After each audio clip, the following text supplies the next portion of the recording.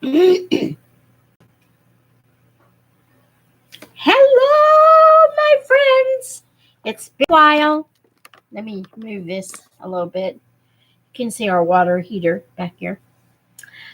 Hi. Wow, it's been a long while, as a matter of fact. Well, I thought I would go live with this particular book. Um, I'm going to be doing this book live.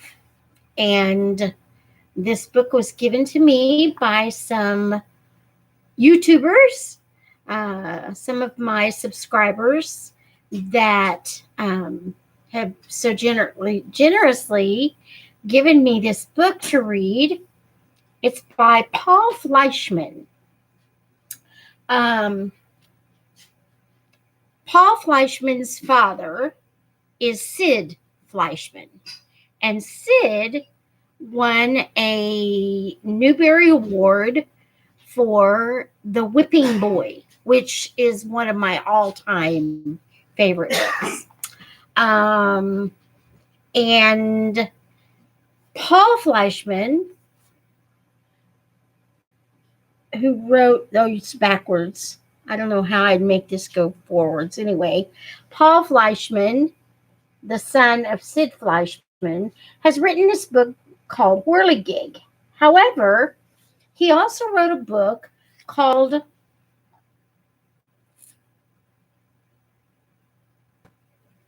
something, a song of a poem for two voices.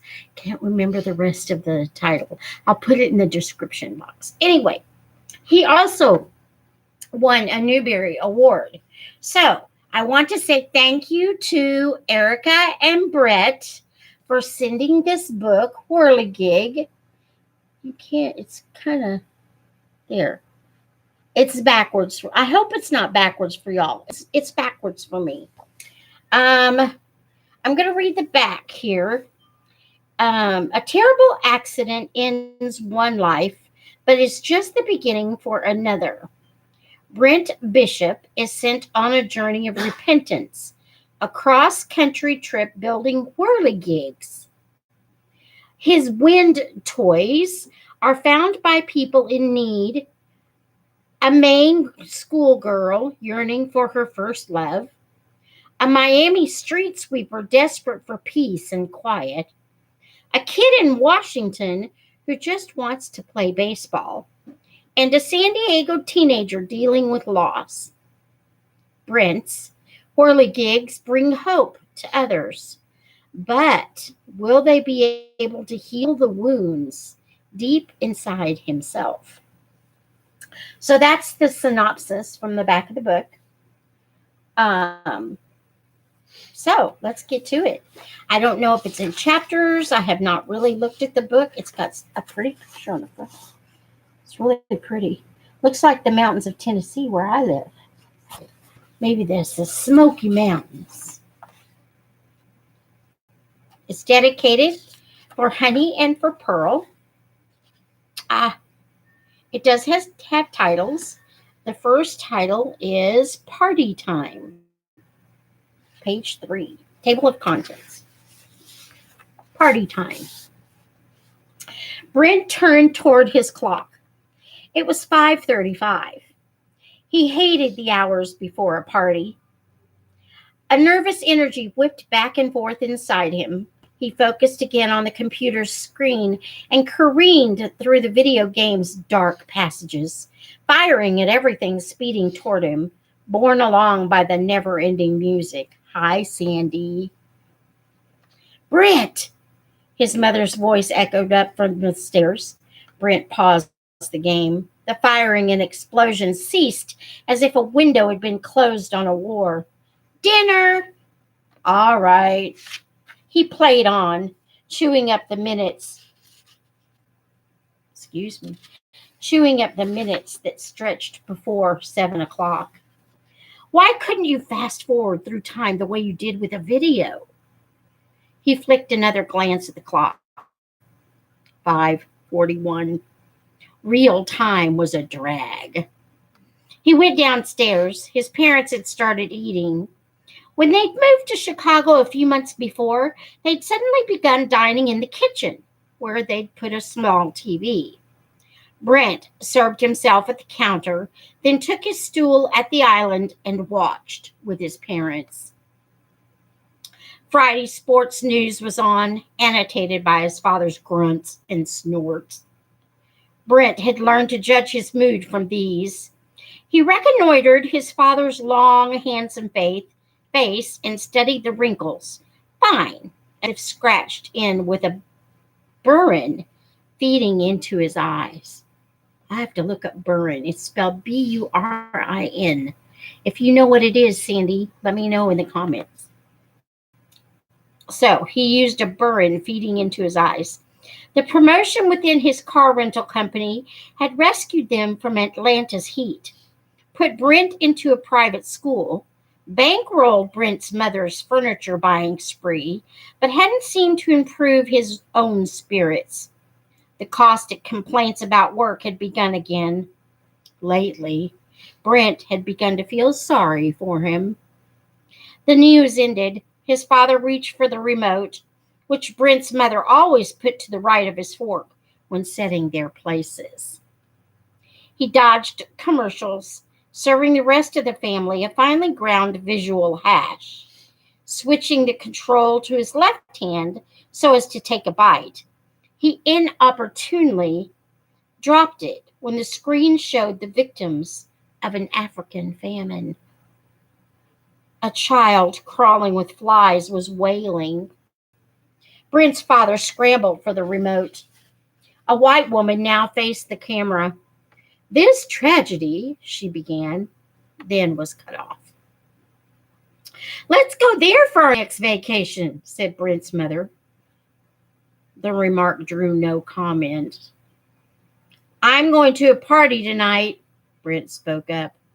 His father dismissed from the screen a male newscaster, then a woman selling detergent.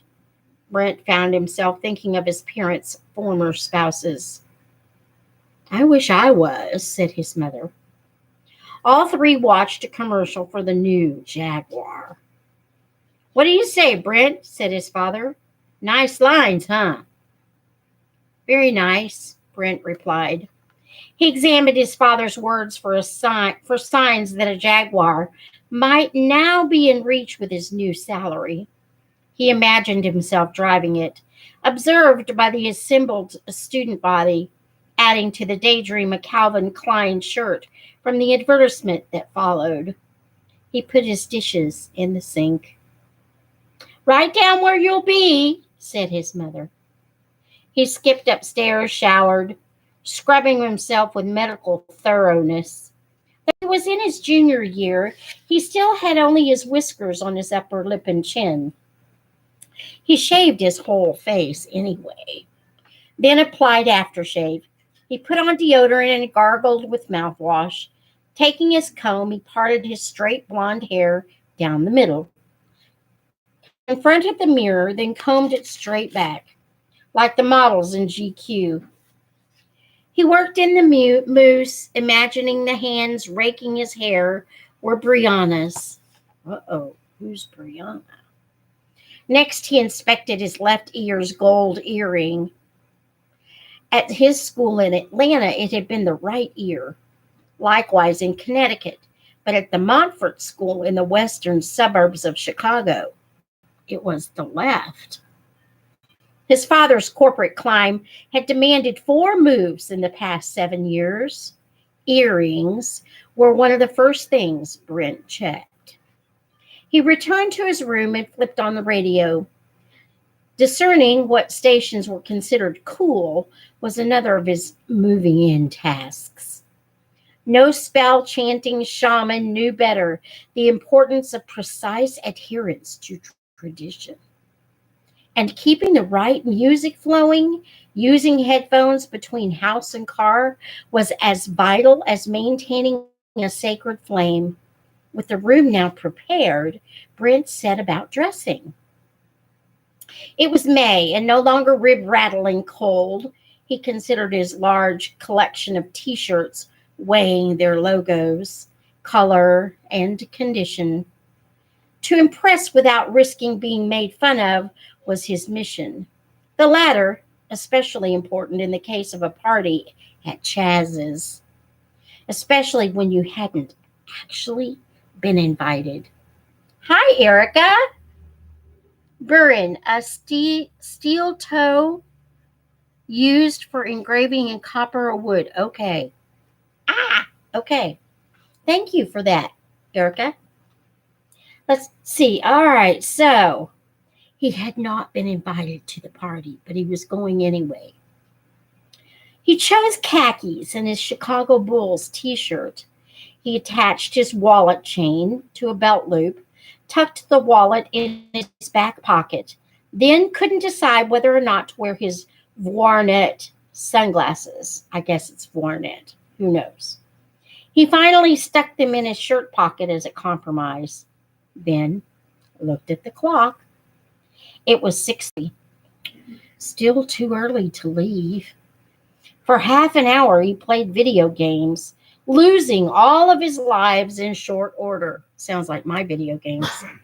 The radio booming over the game's noises, his mind elsewhere. At 7, he took off. He drove to Jonathan's and honked. His friend bounded out, lanky and loose-jointed as a clown, wearing a Cubs cap backward and a pair of shredded jeans. Instantly, Brent regretted the choice of his neatly ironed khakis. They drove off. So, how come you need a ride? Brent asked. Forgot to pay my car insurance, said Jonathan. My dad took the car for a month. There are consequences for our acts, my boy, like having to show up in your Studebaker instead of my Mazda MX-6. It's a Chevy, not a Studebaker. Jonathan winced wearily. No kidding. A sense of humor was a luxury that Brent had never been able to afford. He was always the new kid, stumbling through the maze, never quite rich or good-looking or athletic enough to join the elite. Unless he played his cards right at the party tonight. So, how do you get there? Get on 355, said Jonathan. I'll show you. Brent drove through Glen Ellen's maple-lined streets.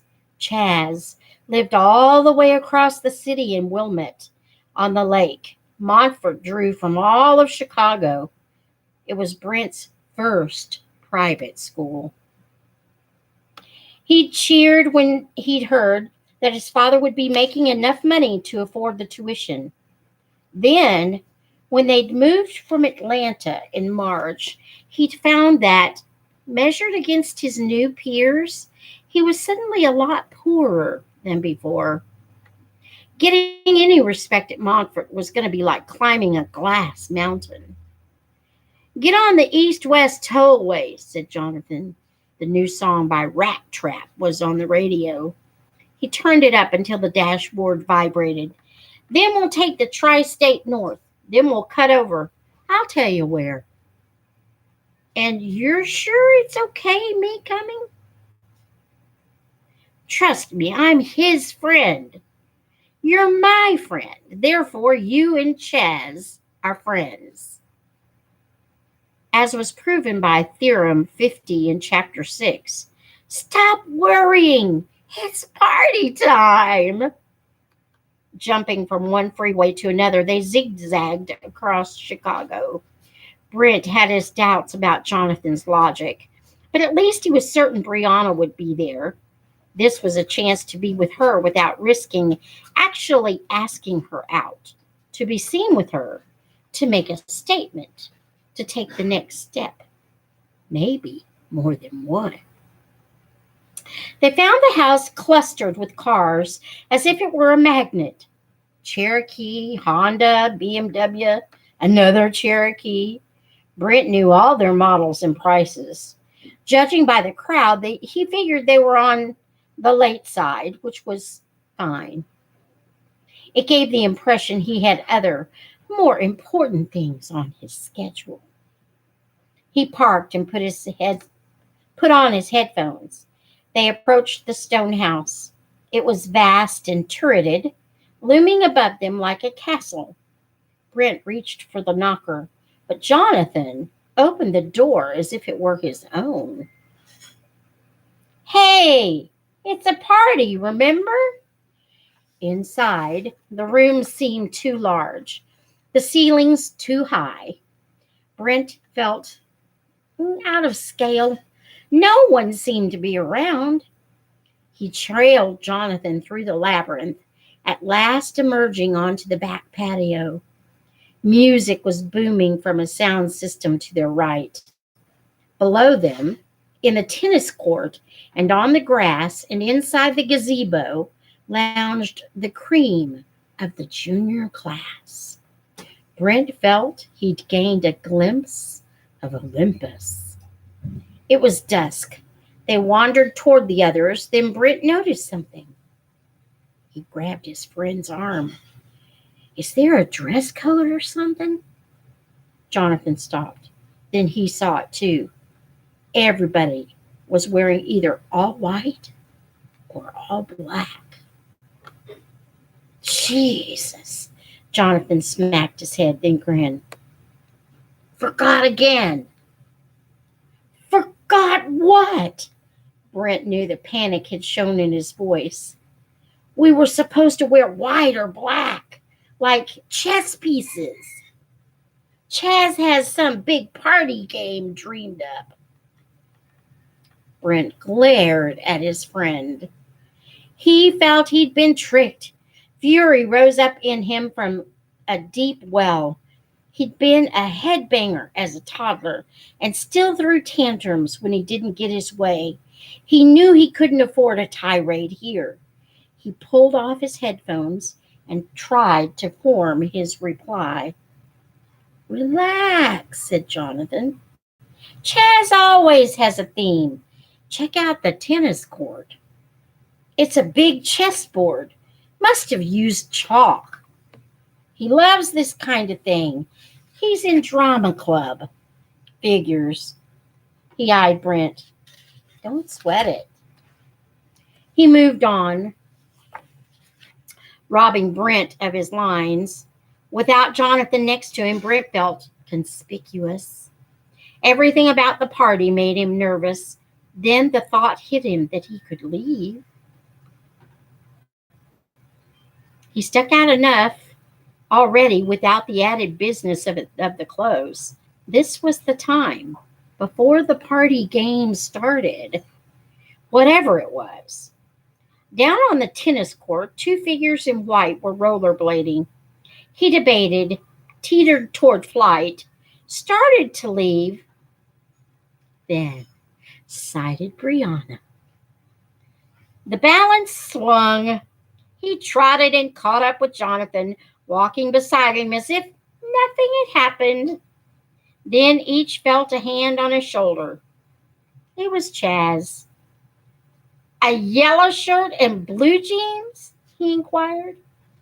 He affected the headmaster's English accent, sternly surveying Jonathan. He was tall and long-jawed, his sandy curls topped by a gold crown. Really, Mr. Kovitz, this will lower your grade. Learning to follow directions is vital, both to your success at Montfort and in the wider world beyond, regardless of what pathetic, God-forsaken piece of it you occupy. Jonathan smirked. I thought school was over. He viewed Chaz's crown and fingered his black cape.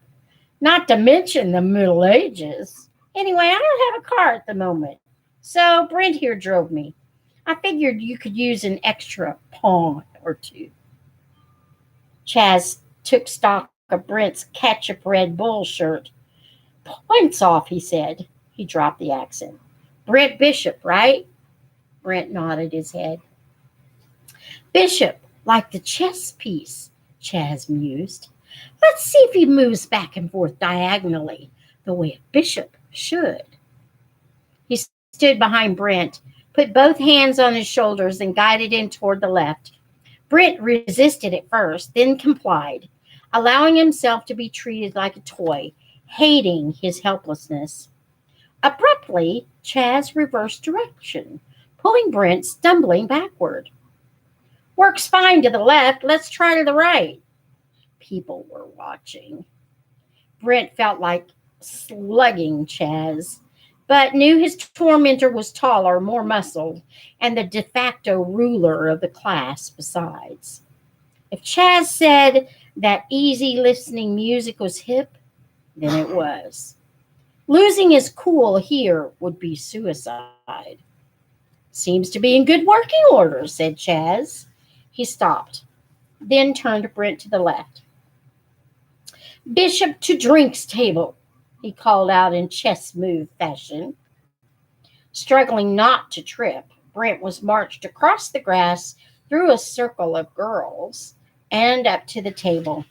He felt Chaz's hands release him and prayed his host would vanish. He did. He replaced his headphones to help shut out the scene and stood staring, dazed at the bottles before him. He felt as if he were still on stage. Playing to his audience and his own need, he poured himself a scotch and soda, heavy on the former. He added ice and sipped it quickly, feeling it run through him like a river of lava. Discreetly, he scouted the territory. The smell of pot smoke reached his nostrils. He spotted Jonathan and a group of boys on the lawn and headed that way. The talk was of the Cubs.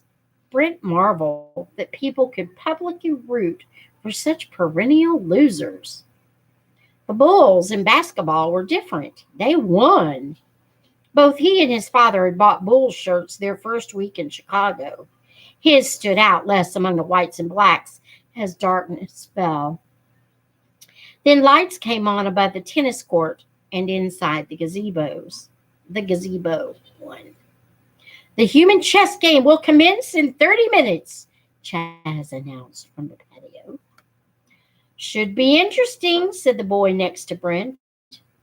The subject switched to hockey. Brent pretended to listen, sipping his drink and watching Brianna. He wanted to catch her alone. At the moment, she was talking with two other girls.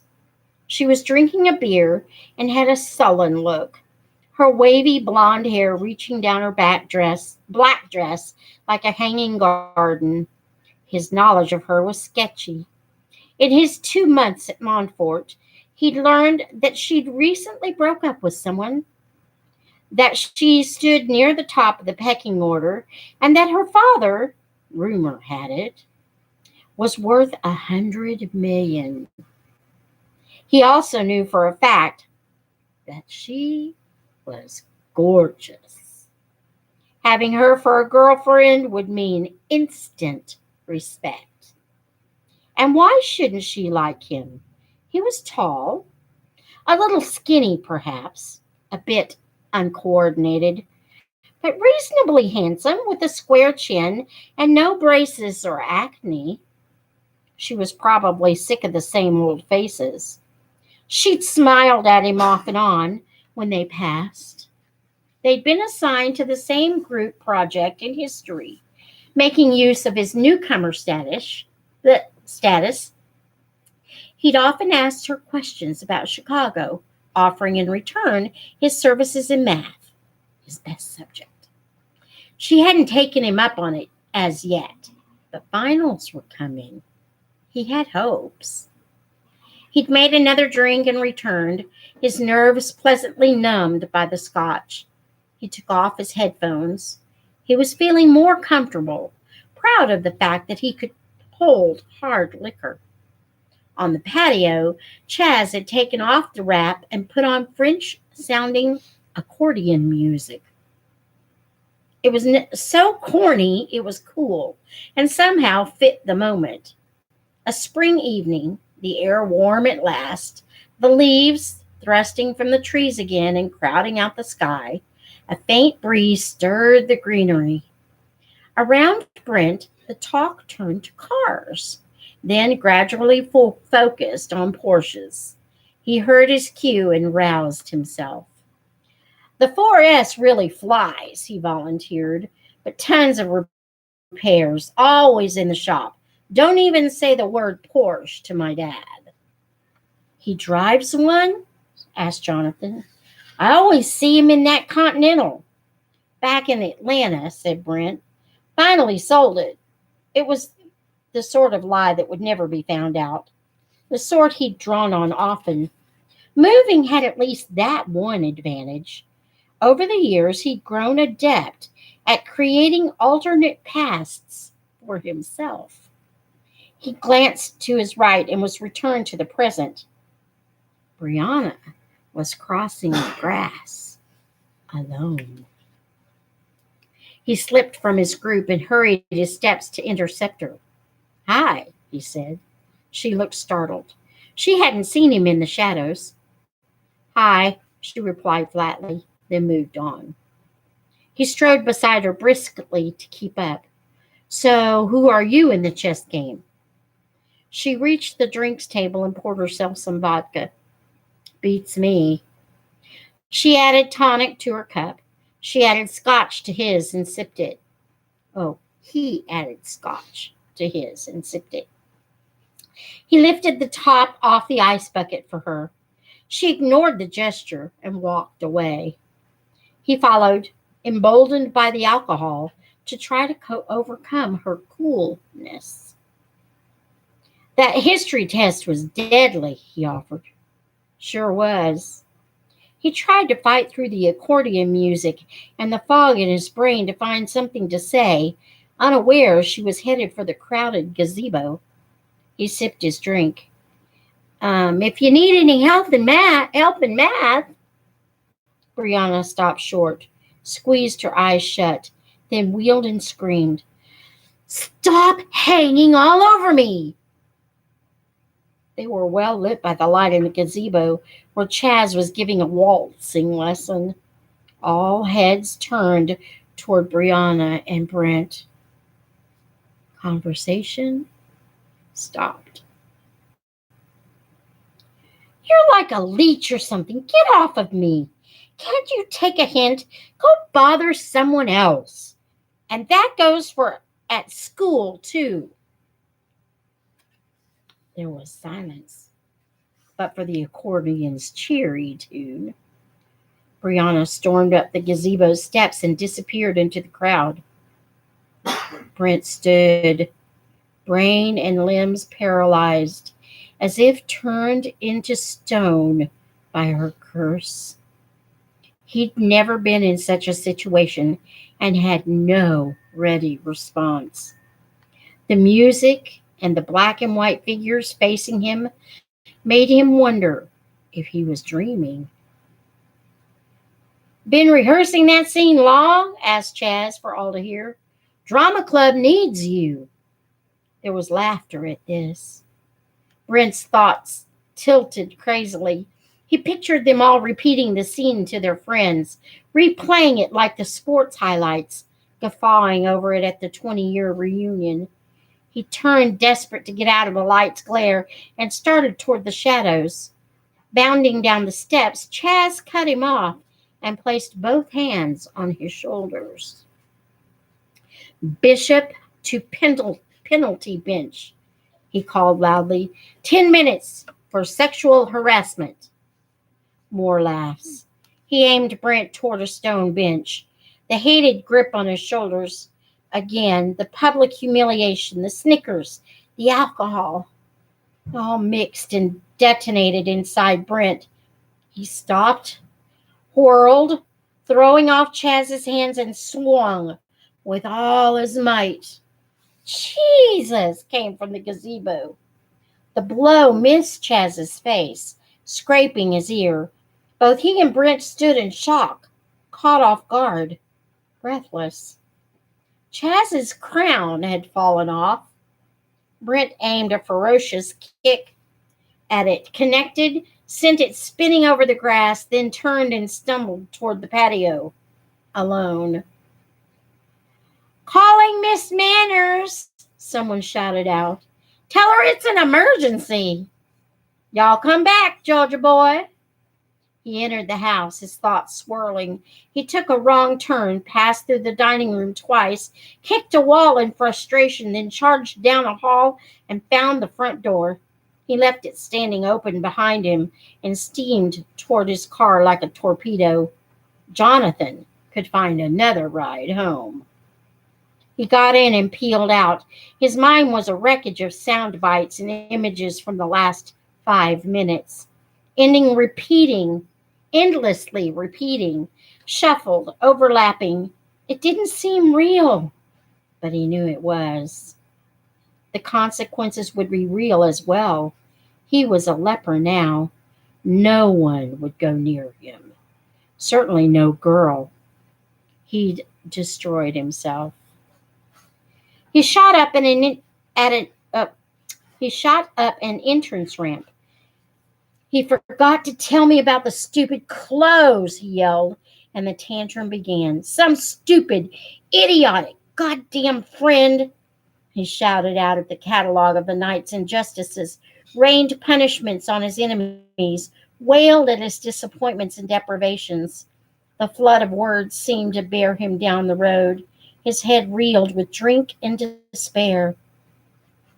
Then he saw that he'd gotten on the wrong expressway. This was 94. They'd come on 294, or so he thought. He rummaged hopelessly through his memory, trying to recall the route. He'd let Jonathan guide him and hadn't paid attention. He fumbled, opened the glove compartment, and let loose a landslide of cassettes. He felt around with his hand. No map. He was nearing Skokie. He began to get nervous. He wondered where 94 led. Then, mile by mile, the uneasiness passed. He felt strangely unconcerned. He realized that he really didn't care where he was going. Why should he? His life was a house that had burned to the ground. What was there to go back to? He drove on, weaving slightly, aware that every car but his had a destination. He felt spent, emptied of all will. He was beyond tantrums. Instead, a measured voice began broadcasting within him, soft and unexpected, like a warm wind out of season. There's no need to go home, said the voice. No need to go back to school on Monday. No need to go there ever again. Ahead, car lights hurtled toward him just as in a video game. He was in the fast lane, steering between the white lights on his left and the reds on his right. There's no need to feel pain. You've already felt enough.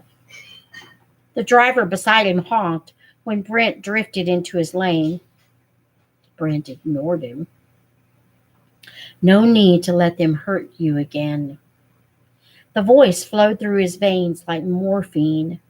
He wove between the lights, hypnotized. You have the power to stop the hurting. He removed his hands experimentally from the steering wheel for a moment. No need to be a pawn. He put his hands back. The driver beside him honked once more, then slid several lanes over and sped up. They are the pawns. You are the king. He took his hands delicately off the wheel again. You have a king's absolute power within you. He held his hands in midair for several seconds. They shook slightly. Gradually, he lowered them and laid them lightly on his thighs. He stared blankly at the lights before him. You have absolute power over your own life. He saw that the car was drifting to the left. He felt his hands jerk, but kept them on his thighs. You have the power to end your life now. Very slowly, he closed his eyes. And that is the end of the first chapter Oh my word! Ah! Did he really kill himself? For those of you who've just joined us later, Denisha and Andrea, hi everybody. I am reading Whirligig by Paul Fleischman, and I'm going to be doing this one live. So the recordings will be there after the live event, but I'm going to be reading this book live. So, yeah, that was the first chapter called Party Time. I would like to once again thank Erica Newkirk, who is one of our viewers tonight, for donating this book. Neither she nor I have read this book, but this author is a Newbery Award-winning author, and so is his father. His father is Sid Fleischman. Now, when I saw the name Fleischman, I thought, I know that name. Well, Sid Fleischman wrote The Whipping Boy. And if you have never read The Whipping Boy, you're missing out. It's an excellent book. It's about a whipping boy who is the whipping boy for a prince who is just so spoiled and so arrogant. And they get captured by these robbers. And it's interesting how the whipping boy gets the prince back home. Anyway, hello, everybody. Good evening. From Round Rock, Texas, Stephanie. Now, you have 1973 by your name. Did you graduate in 1973 or were you born in 1973? Just a question. So, I hope everyone's Labor Day is going well. It's been a lovely weekend here in Tennessee. We had just a smattering of rain yesterday, but it's been a beautiful weekend here. My husband's been off all weekend, which has been a treat. Yeah. So how's your Labor Day going, everyone?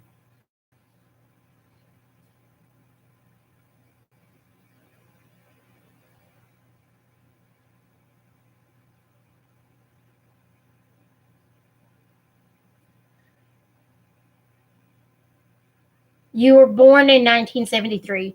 I graduated from high school in 1973. So that's why I asked. So the next chapter in this is called Weeksboro, Maine. Don't know what that means. So I don't know if any of you have hobbies. I'm looking for a bookmark here. I know I have at least a piece of yarn somewhere. Right, Denisha? I have to have a piece of yarn somewhere. Here, I'll just use one of my needles here. So yeah, what was I saying? I don't know if any of you have hobbies. My hobby is crocheting, and I have just this weekend I signed up for a second craft fair. This one is actually going to be before the county fair in November. So this one will be the 21st of September. It's at it's called Reinvintage Homes. So they take vintage and antiques and refurbish them, and then they resell them. So very cool place. And I love doing vintage crochet. So, oh, you're in Idaho. Hi, Sandy. Okay. Oh, and Stephanie, I am a native Texan, and my sister used to live in Round Rock. So I know exactly where Round Rock is. It's big. It's grown a lot since I was there. Um, anyway, I was going to show you. I love my little. These are called amigurumi. They're actually little crochet dolls, but it's the Japanese name for crochet doll. So here's my gnome. I love his little ears. and his long beard. And of course, gnomes have no eyes, right? So this is one of my gnomes. And then this one, this little guy, his beard's kind of funky, but I like him. He's cute. Look at that big nose. He doesn't have ears, but he's got his little arms behind his back, like he's hiding something. Do any of y'all have hobbies?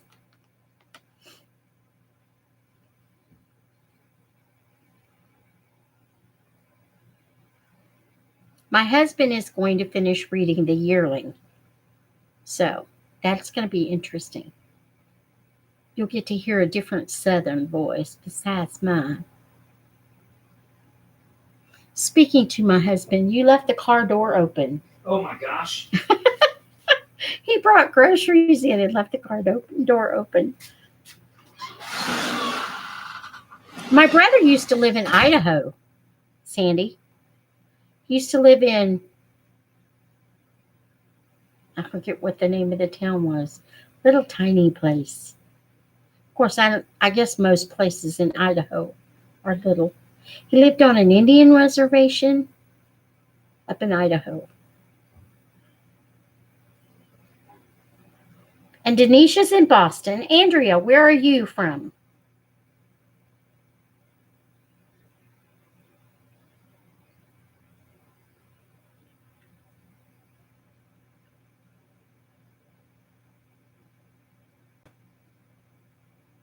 Anyway, I'm very excited about the craft fairs. I'm working really, really hard on increasing my inventory. I specialize in children's items and toys. So like baby blankets and loveys and sweaters and hats and booties, those kinds of things. So, yeah. I actually started a mommy and me hat set today with little kitten ears on the hat. So I've done the baby's or the little person's hat. I just haven't done the mom's hat yet. Anybody have anything they want to share? Okay, so let's just say on Monday evenings, unless I am teaching, which I also teach English as a second language to people from all over the world. So let's just say on Monday evenings, afternoons, about this time, I will be reading from Whirligig. Whirligig by Paul Fleischman. Okay, you guys? And Fort Hall? No, it was kind of it was kind of an Indian name. Do you remember the name of the town that Tim and Treva used to live in Idaho? Not right off the bat. I don't remember. Anyway, so until next time, everyone, may the Lord bless you and keep you. May he make his face to shine upon you and be gracious to you. May the Lord lift up his countenance upon you and grant you his peace.